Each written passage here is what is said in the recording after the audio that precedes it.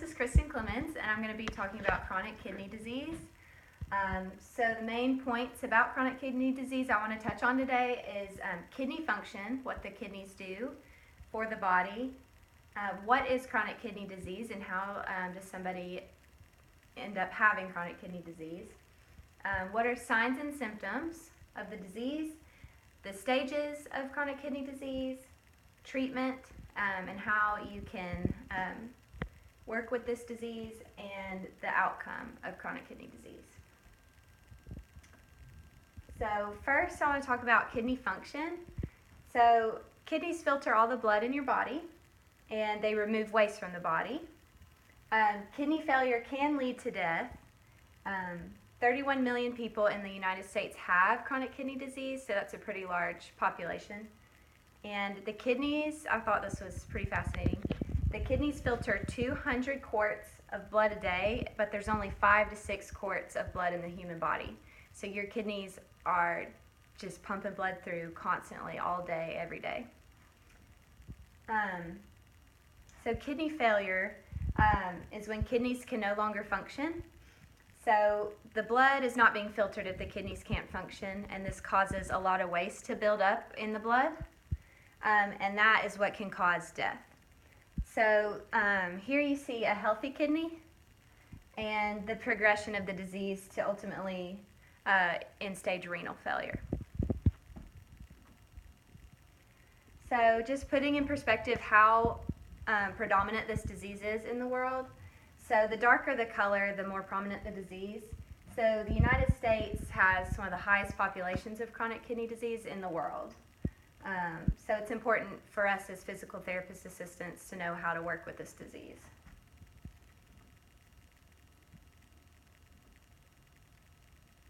Okay, so what is chronic kidney disease? It's a disease that is progressive damage to the kidneys, causing them not to work as they should. So patients with diabetes and hypertension are most susceptible to this disease. They're the population that is most predisposed. So chronic kidney disease is defined specifically by 2 tests that must be performed by a physician. So that is a low glomerular filtration rate and urine albumin creatinine level tests. So once damage has happened to the kidneys, it is irreversible, and it decreases the proper function of the kidney. So chronic kidney disease is this progression for over a 3-month period of time. So why are diabetes and hypertension so linked to chronic kidney disease? So diabetes and chronic kidney disease, with diabetes, there's a lot of glucose in the bloodstream, and the kidneys' demand to filter this much glucose causes damage over time if diabetes is not maintained at a healthy level. And then hypertension is when high blood pressure puts too much demand on the blood vessels of the kidney, causing damage over time. So a few other predisposing factors that I just want to touch on is chronic kidney infections. So if you're constantly getting an infection in your kidneys, there will be scar tissue and damage. That is irreversible. Toxic drug use. When you use toxic drugs, your kidneys are working at a higher demand to filter that out of your blood system, so that can cause damage. Lupus disease and lead poisoning, and lead poisoning is pretty similar to the toxic drug use reasoning for the disease. So you can zoom in on this. I wanted to show you just the anatomy of a kidney since the glomerular filtration rate is such a major sign of this disease. So the glomerulus is within the nephron. So this is the nephron up close. The glomerulus is the blood vessels where the blood comes through the kidneys. So blood is filtered in, and it's filtered by the nephron. And then whatever is left as waste is released as urine. So that is the kidney. Okay, signs and symptoms. So as I mentioned before, the signs of this disease. So you have to have a physician perform these 2 tests to for sure diagnose somebody with this disease. So the estimated glomerular filtration rate test and the urine albumin creatinine ration test. These tests are important because the symptoms of chronic kidney disease are non-specific, so just because you might be feeling some of these symptoms doesn't mean that it's chronic kidney disease, so you have to have these tests to confirm.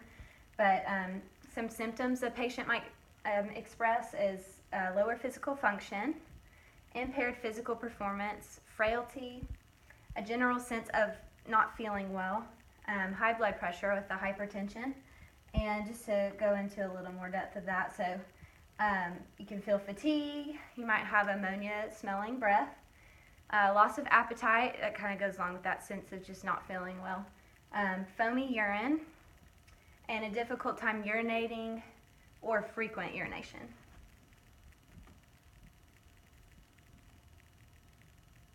So chronic kidney disease has 5 stages, the first stage being the least amount of damage on the kidney. So, and the last stage is end-stage renal failure.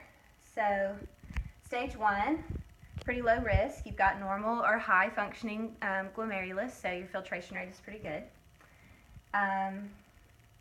Stage 2, you mildly decrease your glomerular filtration rate. It's a mild risk. So these 2 stages, it is best if we can diagnose somebody with this disease at the first or second stage, because we can keep them from progressing to a later stage. Stage 3, mild to moderate risk with the mild glomerular filtration rate. Stage 4, severely decreased, high risk. And then, of course, stage 5, it's kidney failure. So you can zoom in on this again. So this diagram shows you the numbers for the different levels of glomerular filtration rate. So stage 1, you're at a normal level, none are slight. Stage 2, and you can see how these numbers go down. So less than 15 milliliters a minute of filtration is kidney failure.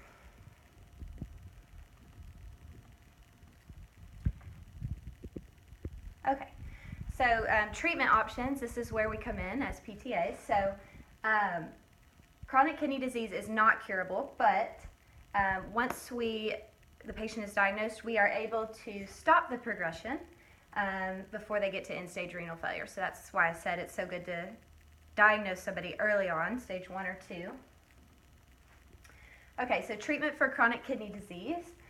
You want them to have increased physical activity to help maintain that hypertension and bring their blood pressure down. Improved diet, so losing weight, it will help maintain diabetes as well. So once you have hypertension and diabetes under control, you're on the right track. So also a lower BMI score, which goes in with physical activity and diet.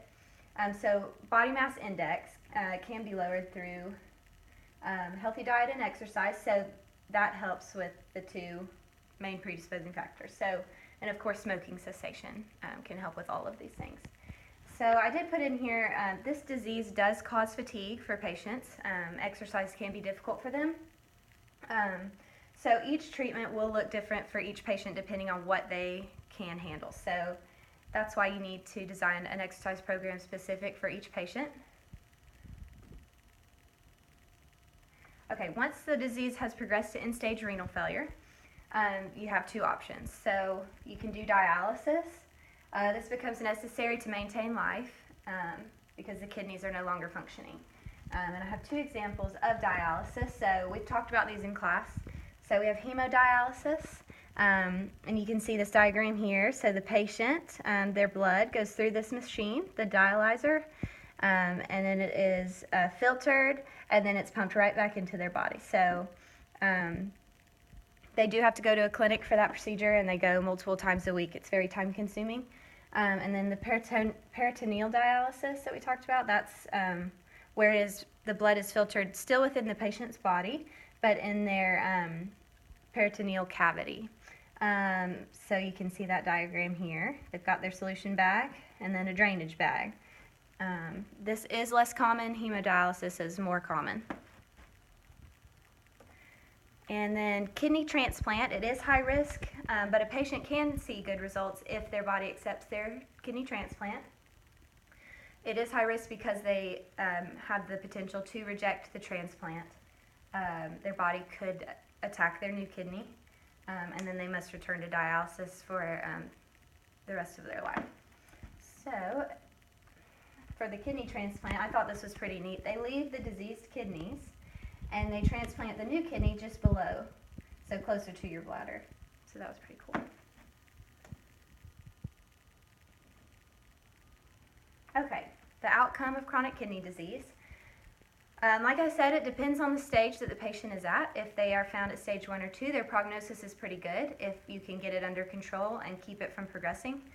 If they're diagnosed at a later stage, it is likely the patient will develop end-stage renal failure.